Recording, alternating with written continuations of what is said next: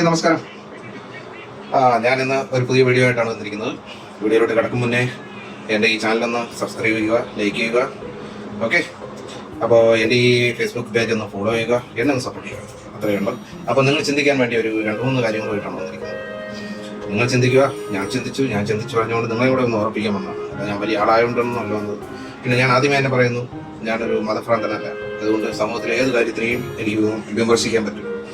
അപ്പോൾ ഞാനിപ്പോൾ വന്നിരിക്കുന്നത് നമ്മുടെ ആരോഗ്യ പ്രവർത്തകർ പശ്ചിമ ബംഗാളിൽ ക്രൂരന്മാരാൽ മരണമടഞ്ഞ കാര്യങ്ങളൊക്കെ നമുക്കറിയാം.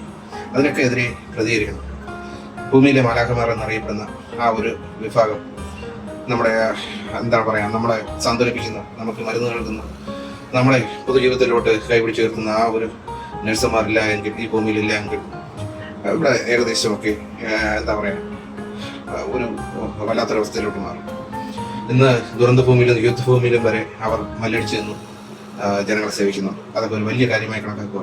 ഒരിക്കൽ ഈ ലോകത്ത് ഒരു ആരോഗ്യ പ്രവർത്തകർക്ക് നേരെയും ഒരു അറ്റംപ്റ്റ് നടത്താതിരിക്കുക. അവരെയൊക്കെ പ്രൊമോട്ട് ചെയ്യുക, അവരെയൊക്കെ സാന്ത്വനിപ്പിക്കുക, കൈപിടിച്ചുയർത്തുക, അവർക്ക് വേണമെന്ന് വഴികാട്ടുക. സഹായിച്ചില്ലെങ്കിലും അവർ ദ്രോഹിക്കരുത്. Okay, thank U.